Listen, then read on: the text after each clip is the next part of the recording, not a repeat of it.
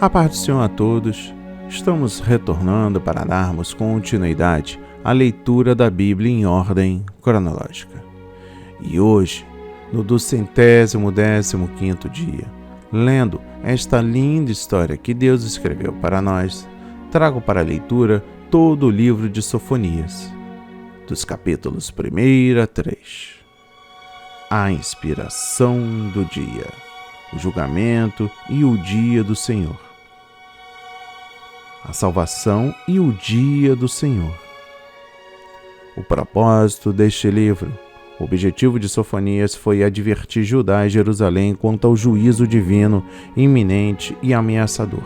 O juízo divino aqui é chamado de o grande dia do Senhor. A aplicação imediata da palavra profética era que a apóstata Judá receberia a justa retribuição por sua iniquidade, o mesmo acontecendo com as nações pagãs em derredor, alistadas nominalmente pelo profeta. O alcance imediato da profecia aplica-se à igreja e ao mundo da conclusão da história. Sofonias escreveu também para encorajar os fiéis com a mensagem de que Deus um dia havia de restaurar o seu povo. Judá então cantaria louvores ao Deus justo que habita no meio do seu povo. No capítulo 1 destaca o versículo 1. Sofonias. Sofonias profetizou durante o reinado de Josias, rei de Judá. A nação achava-se envolvida com a violência e idolatria. Havia indiferença e zombaria para com o Senhor Deus. A mensagem de Sofonias foi entregue provavelmente antes do movimento da reforma promovida por Josias. Talvez haja funcionado com a força motivadora que levou o rei a conclamar o povo a renovar a obediência a Deus e a sua lei. Dos versículos 2 e 3 destaco inteiramente: consumirei tudo. Sofonias começa anunciando o juízo divino que virá sobre o mundo todo, pois a raça humana, de maneira genérica, recusa-se a buscar o Senhor. Deus mesmo determinou um dia em que destruiria todos os ímpios, bem como o próprio mundo. Será um tempo de aflição, angústia, perturbação e ruína. No versículo 4 destaco contra Judá. Judá, o povo de Deus, nos dias de Sofonias, não demoraria em experimentar a ira de Deus por haver se desviado do Senhor para adorar outros deuses e por haver se dedicado à violência, à corrupção e à traição. No versículo 5 destaco: se curvam ao exército do céu. Esta forma de idolatria graça nos dias de hoje. Muitos são os que buscam consolo e orientação por meio de sinais astrológicos e horóscopos. Ainda no versículo 5, os que, jurando ao Senhor, muitos em Judá, participavam de outras formas de culto, enquanto diziam adorar ao Senhor Deus. Tal mistura é idolátrica e flagrantemente maligna. Deus não tolerará os que, embora se identifiquem como seus seguidores, participam de atividades pagãs, pecaminosas e imorais. A condenação espreita a todos os que se recusam a se dedicarem como santo ao Senhor. No versículo 7 destaca o dia do Senhor. Esta profecia aplica-se em primeiro lugar à destruição de Judá pelos babilônios em 605 a.C. e em segundo lugar ao juízo divino ao ser aplicado em escala mundial contra todas as nações no fim dos tempos. O último dia da ira ainda está por vir e acha-se associada à segunda vinda de Cristo. No versículo 12 destaca: o Senhor não faz bem nem faz mal. Muitos em Judá tinham um conceito deísta de Deus, isto é, de Deus não estar ativamente envolvidos nos assuntos cotidianos da humanidade. Acreditavam que Deus não castigaria o pecado do povo. Primeiro, os que adotam tal atitude descobrirão com pavor no dia do juízo que Deus os punirá por causa daqueles pecados que não abandonaram. Segundo, Deus não está distante dos assuntos humanos, nem deixa de neles envolver-se. Ele recompensará os que o buscam e condenará o que dele se desviam para praticar o mal. No capítulo 2, destaco dos versículos 1 a 3. Congrega-te, ó nação. Sofonias já havia enunciado a iminência do dia da ira divina contra Judá. Dia este que não seria cancelado. A ocasião exata e a certeza do juízo já haviam sido determinadas. A nação teria de ser castigada em consequência de suas apostasias e pecados. Mesmo assim, Deus ofereceria esperança aos que se arrependessem antes daquele dia. Os verdadeiros justos seriam protegidos pelo Senhor no dia de sua ira. No versículo 3 destaco: buscai o Senhor, buscai a justiça, buscai a mansidão. O profeta oferece esperança aos que já se haviam voltado ao Senhor. Exorta-os a aprofundar sua dedicação a Deus e aos seus caminhos. E o Senhor, quem sabe, haveria de protegê-los quando viesse castigar o povo.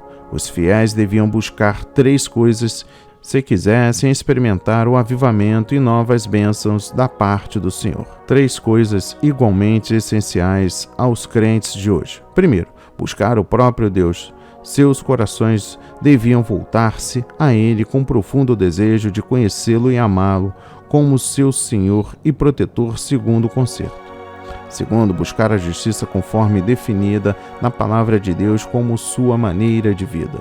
Terceiro, buscar a humildade e reconhecimento à própria insuficiência e necessidade em submeter-se a Deus. Dos versículos 4 a 15, destaco: Gaza será desamparada. Depois de advertir Judá, Sofonias profetiza o castigo divino que viria às nações vizinhas, todas pecaminosas e idólatras. No versículo 10, destaco: escarneceram e se engrandeceram contra o povo do Senhor. O mundo incrédulo ofende e zomba dos que são de Deus e dedicam-se aos padrões retos e santos da sua palavra. Primeiro, semelhante tratamento é inevitável no mundo que está sob o controle de Satanás e dominado pelos que têm a mente obscurecida. O próprio Jesus sofreu zombaria e censuras enquanto se encontrava na terra. Segundo, a perseguição aos justos não durará para sempre. Deus determinou um dia em que vindicará os que permaneceram leais aos seus caminhos. O justo castigo ele reservou aos que zombam dos fiéis. E por fim, o capítulo 3. Destaca os versículos 1 a 7. Ai da cidade opressora. Depois de condenar as nações pagãs, Sofonias volta a atenção aos pecados de Jerusalém e do povo de Deus por haver-se oposto a Deus e a sua lei. A decadência moral penetrara em todos os níveis da sociedade, e o povo já não queria ouvir os profetas do Senhor. Dos versículos 3 e 4, seus príncipes, juízes, profetas, sacerdotes. Estas eram as 4 principais categorias de líderes de Judá. Deus os condenou por não serem santos e justos. Primeiro, os príncipes e juízes pervertiam a lei e abusavam de seus cargos para obter dinheiro e prosperidades. Segundo, os profetas alternavam a mensagem divina a fim de obter popularidade e aprovação do povo. Terceiro, os sacerdotes profanavam a casa de Deus ao violarem os princípios e viverem vidas imorais. Quarto, devemos resistir aos líderes que toleram ou promovem o mundanismo e a imoralidade em nome de Deus. Em lugar deles, coloquemos líderes e leigos que preservem os padrões divinos. Estes jamais podem ser rebaixados a fim de acomodar os pecados de líderes profanos. No versículo 5 destaca: o Senhor é justo, não comete iniquidade. Embora os seres humanos fracassem e caiam No pecado, Deus continuará justo. Tal verdade é inerente à sua natureza. Primeiro, o Senhor Deus é veraz, reto e justo em todos os seus caminhos. Mantenhamos, pois, a fé na justiça infalível. Segundo, embora aconteçam-nos coisas que não conseguimos entender, permaneçamos convictos de que seu amor e fidelidade jamais hão de cessar. Ele opera em nossa vida o que é certo. Deus não pode falhar.